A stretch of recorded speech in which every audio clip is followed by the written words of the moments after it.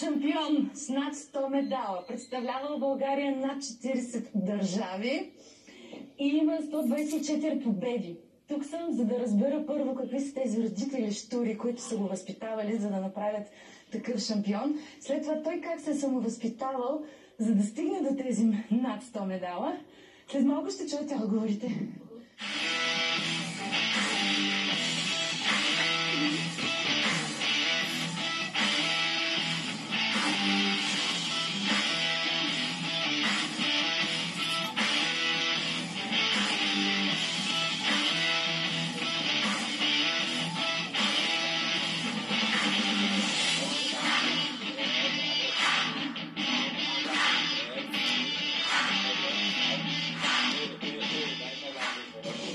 Докато аз свалям ръкавиците и си поема въздух, вие ще чуете отговорите от този шампион.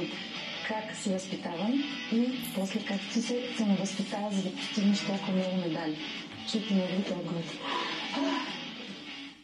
Здравейте, приятели! Аз съм Ерин Сметов, спортист, боксер, шампион на България. Занимавам се с бокс от 10 годишен. 18 години вече тренирам. 15 години съм активен състезател по бокс. 15 години съм ставал шампион. От 38 до 64 кг. Съм представил България над 40 държави. Имам 124 победи на ринга, над 100 медала. И искам също така да благодаря на семейството си, на родителите ми, на майка ми, баща ми, на двете ми сестри, че са били винаги до мен и са ме подкрепили и са вярвали в мен и са предавали желание, вяра и смисъл в всичко, което правя.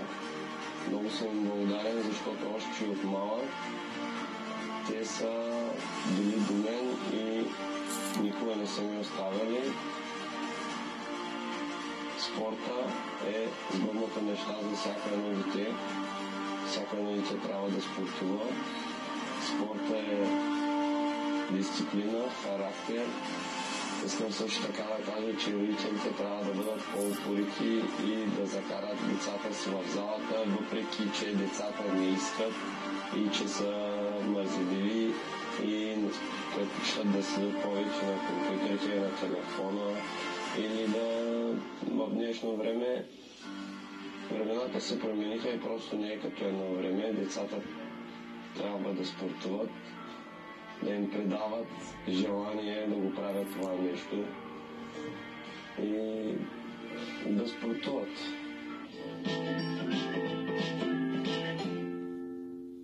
Ние сме гледали нашия син Айрин с много любов, мотивация и вяра в него. Ние сме семейство, което спазва традициите и държи на спорта и дисциплината. Гордеем се с Айрин. Никога не сме били децата си и всичко се справяш с много разговори и обяснения.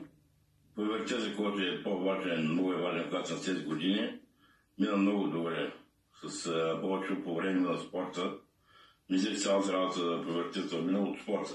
Те ми се слушаше повечето в това положение и много добре слушаше. Не е досвал и винаги, когато стане шампиони, винаги се раздали. Мисля, че от спорта повече мина това приоритета. И когато децата наслушат и ние трябва да ги слушаме това на време, без побоища, без шамари, мисля, че тогава минава най-добре умът на детето и слуша по-добре. И повече внимание обръща за родителите си, когато те да ви се говори повече. Когато им се говори и те по-възприят, но някои не възприят, обаче все пак с малко почват да разбират. За да искам не обръщат внимание.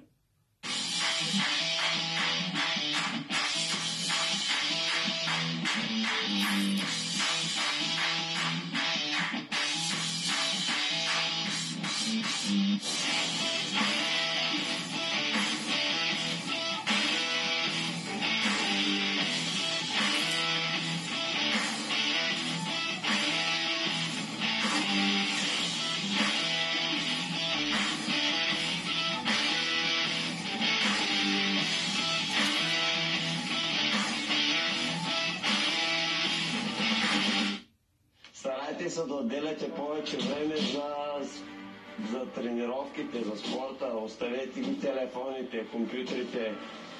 Старайте се да отделяте повече време за да сте в залата. Това тук е вторият ни дом. Едно от най-хубавите неща, което може да се случи на едно дете и на един човек е да тренира и да спортува. Първо искам да ви кажа, че никога не трябва да спирате и не трябва да се предавате въпреки трудностите. Спортът е една страст и само хубави неща ще ви се случват. Не искам да спирате, защото спорта е сбъдната мечта. Трябва да вярвате винаги в себе си и никога да не се съмнявате. Постоянството е пътя на успеха. Не трябва да спирате, трябва да вярвате в себе си, в целите, в мечтите си.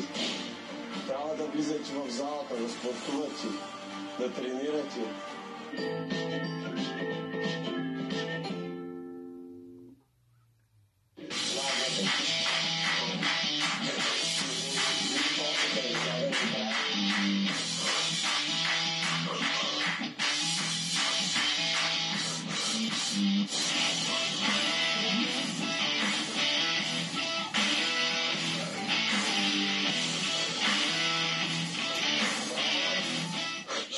Браво на водещата, впечатлен съм от нея, има дух и характер, не се предава, когато